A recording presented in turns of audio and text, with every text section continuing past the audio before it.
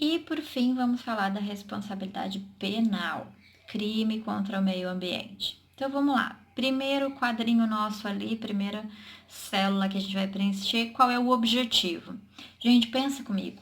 A gente não tem capacidade, né? A gente não tem lotação suficiente nem para prender o cara que comete aquele crime hediondo, nem para punir o cara que comete um crime contra a vida, né?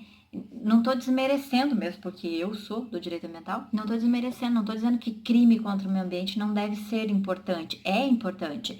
Mas pensa se a gente resolvesse botar atrás das grades, fazer todo um processo, um julgamento e colocar atrás das grades o cara que faz balão, o cara que pesca em época de defeso, o cara que corta uma árvore. Concordam comigo que então o objetivo principal aqui do direito penal não deve ser botar atrás das grades, tá? Restritiva de liberdade, não. Então, qual que é os objetivos aqui? Quais são eles? Primeiro, tentar prevenir, tá? É aquela ideia de volta. Se eu parar para pensar, será? Eu nem ligo a motosserra, tá? Imaginando que eu posso pegar cana por aquilo. Então, prevenir. Segundo, aí é punir. Tá? Se a prevenção não foi suficiente, se pensar no assunto não foi suficiente, imaginar que você pode pegar ali 1, 2, 3 anos de detenção, não resolveu, então agora a gente vai de fato te punir, fazer todo um processo criminal e dar uma sanção ao final. Vamos falar sobre elas. Tipo de responsabilidade. De novo, aqui o tipo de responsabilidade é subjetiva, gente, porque pensa comigo, agora a gente está colocando para brigar, a gente está colocando no mesmo patamar dois direitos que são constitucionais. Um é o meu direito ao meio ambiente ecologicamente equilibrado, bem de uso comum do povo, essencial para que eu tenha qualidade de vida e saúde, beleza? Mas e o meu direito à liberdade? Tá? Também garantido pela Constituição. Então, neste momento, como a gente está colocando dois direitos constitucionais aqui no mesmo patamar, a gente tem que botar um pouquinho o pé no freio e falar: opa, vamos analisar com calma aqui quem teve culpa, quem teve dolo, quem mandou, quem só obedeceu, quem sabia o que estava fazendo e quem fez porque era obrigado a fazer, quem teve intenção realmente de cometer aquilo e quem só. Por exemplo, uma coisa é a responsabilidade de culpa do engenheiro florestal que fala para o peão, vai e corta aquela área de preservação permanente. Outra coisa é o peão que mal tem instrução suficiente, ele sabe ligar a motosserra e fazer o trabalho dele manual, ele fez porque ele era obrigado, ou ele fazia aquilo ou ele perdia o emprego dele. Concordam que agora a gente tem que começar a analisar qual foi a parcela de culpa de cada um. Por isso, direito subjetivo, analisar a subjetividade de cada um. Certo? Quem aplica? Aqui não tem dúvida, é Ministério Público, tá? Como é que funciona? Pode ser direto o Ministério Público apresentando uma defesa, como pode ter precedido de um inquérito, lá na delegacia mesmo, um inquérito policial. Então, começa com boletim de ocorrência, aí tem a investigação, aí o delegado manda para o Ministério Público se é para denunciar ou se não é, né? Qual é a conclusão ali do inquérito dele e o Ministério Público denuncia. Mas o processo criminal por crime ambiental corre pelo Ministério Público, assim como qualquer outro processo criminal. Certo? E a prescrição? Tem prescrição? Tem prescrição aqui também, tá? Como é que funciona para apurar um crime ambiental? Primeira coisa, você tem que pegar a 6.905 de 98, Lei de Crimes Ambientais, porque assim como o Código Penal traz lá, né? Matar alguém, pena de detenção de, sei lá, acho que é de 8 a 12, não sei, não, tô chutando aqui um valor. Mas ele vai te dizer qual é a pena máxima que está combinada para aquele crime ali. A Lei de Crimes Ambientais faz a mesma coisa. Ela coloca lá: cortar, danificar, destruir, área de preservação permanente, detenção de 1 a 3 anos e multa, tá? Então, assim, qual que é a pena máxima combinada para esse crime? 3 anos. Aí o que você faz? Vai lá no Código Penal, no artigo 109, onde ele diz para cada crime, quando a pena máxima para aquele crime é de tantos anos, em quanto tempo prescreve. Tá? Dá uma olhadinha, pausa o vídeo e vai lá olhar o artigo 109 do Código Penal, que você vai entender o que eu tô te falando, tá? Por exemplo, imagina que a pena máxima para esse crime ambiental que a gente está falando é 3 anos. Agora vai lá no Código Penal, no artigo 109, e me diz em quanto tempo leva para prescrever um crime que a pena máxima é de 3 anos. tá? Então, aí no teu quadrinho você vai anotar o quê? Vai anotar artigo 109 do Código Penal. É assim que funciona a prescrição, certo? Algumas coisas a mais que a gente tem que falar sobre responsabilidade penal, além do quadrinho que a gente preencheu, é o seguinte: existem casos em que a gente pode aumentar a pena. Além do que está previsto ali na Lei de Crimes Ambientais, a gente pode até dobrar, pode chegar a dobrar a pena. Quando esse crime está no artigo, o que eu vou falar para vocês aqui, está no artigo 15 da 6938 de 81, tá? A Política Nacional de Meio Ambiente. Então, a gente pode até dobrar essa pena quando desse crime resulte dano irreversível tanto ao meio ambiente, à flora, à fauna, resulte lesão corporal grave, quando a poluição é decorrente de atividade industrial ou de transporte, ou ainda quando o crime é praticado à noite, em domingo ou em feriado. Tá? Eu até já tinha falado algumas coisas disso com vocês, né? Quer cometer um crime ambiental? Ai, vou fazer no domingo porque daí ninguém me pega. É fim de semana, tá? Domingo a pena pode até dobrar, porque a gente entende que você fez de propósito de tentar burlar a fiscalização. O que mais? É importante saber e anotar aí. A gente pode desconsiderar a pessoa jurídica. O que isso quer dizer, gente? Pensa comigo. Imagina que até algum tempo funcionava assim.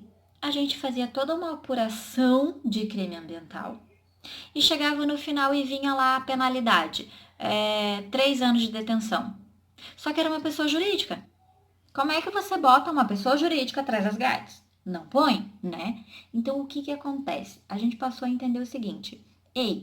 Para que realmente seja efetiva essa punição, a gente tem que desconsiderar a pessoa jurídica. O que quer dizer desconsiderar a pessoa jurídica ou a personalidade jurídica? É como se a gente abrisse as portas da empresa, tirasse a empresa da frente e fosse lá dentro para buscar o sócio, para buscar o dono, para buscar o administrador dessa empresa e falar: cara, você vai cumprir essa pena.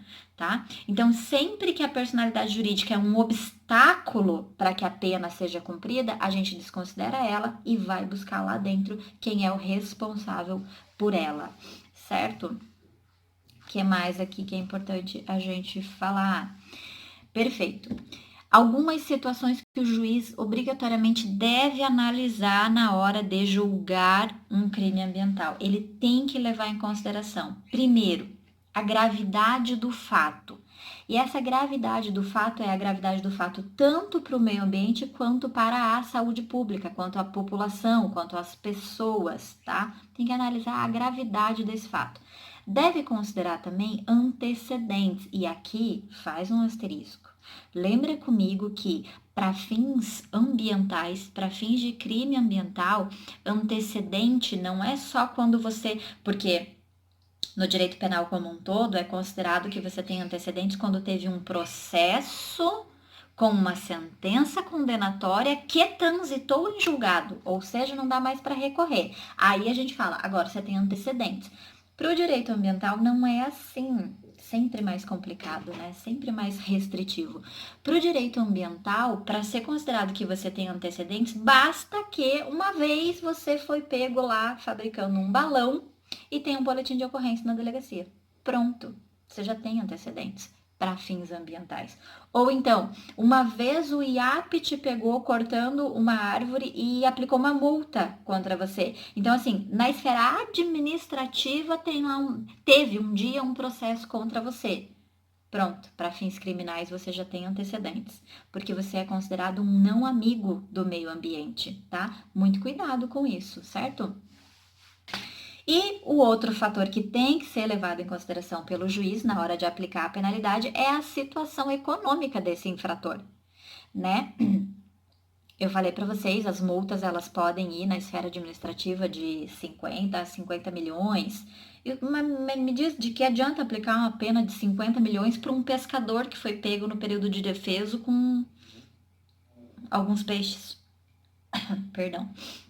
Né? Não faz o menor sentido. Então, o juiz tem que levar em consideração a situação econômica desse infrator. Existem alguns fatores que são atenuantes da pena. Você, na condição de advogado do teu cliente, você tem que estar esperto nisso, você tem que saber, porque você tem que pedir as atenuantes. Então, que atenuantes são essas?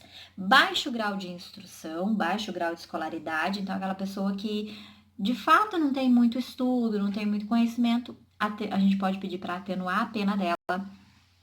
Arrependimento do infrator, mas cuidado, porque esse arrependimento ele tem que ser demonstrado através, tem que ser uma reparação espontânea, tá? Então não é, esse arrependimento não é chegar lá no dia da audiência e começar a chorar. Isso não é arrependimento. Tem que ser um arrependimento eficaz, um arrependimento espontâneo, que é demonstrado quando a pessoa tenta recompor o dano que ela causou para o meio ambiente, tá? Isso é considerado um arrependimento eficaz.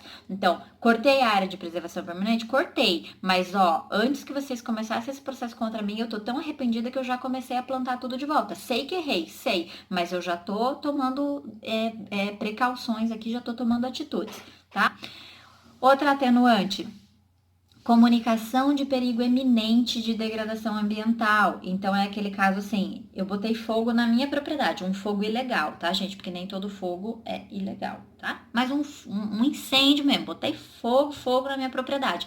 Só que eu percebo que tá indo pra propriedade do vizinho, vai pegar fogo na propriedade do vizinho, vai causar um dano muito maior. Eu comunico esse perigo, tá? Vou ser punida, mas é uma atenuante o fato de eu ter comunicado um perigo iminente, tá?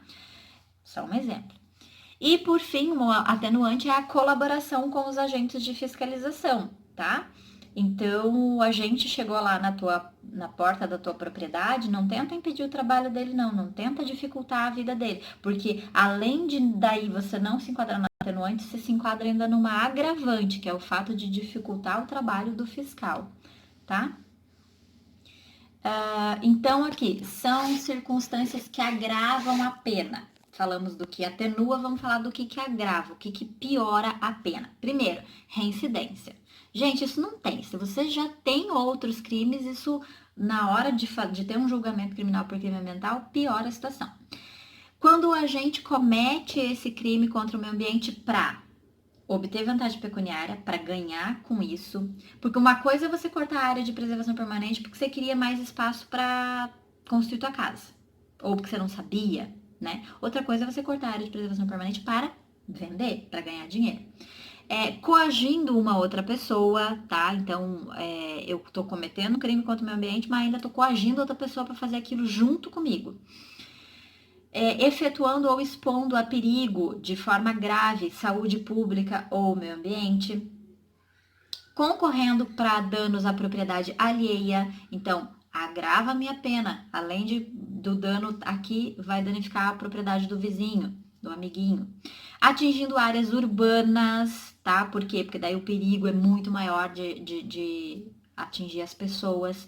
Em época de período de defeso, em domingos e feriados ou à noite, a gente já falou disso, em época de seca ou inundação, no interior de espaços territoriais especialmente protegidos, área de preservação permanente, reserva legal, unidades de conservação, com o emprego de métodos cruéis, então eu tô caçando, já tá errado? Já tá errado, mas além de estar caçando, eu ainda tô torturando os bichinhos antes de matar.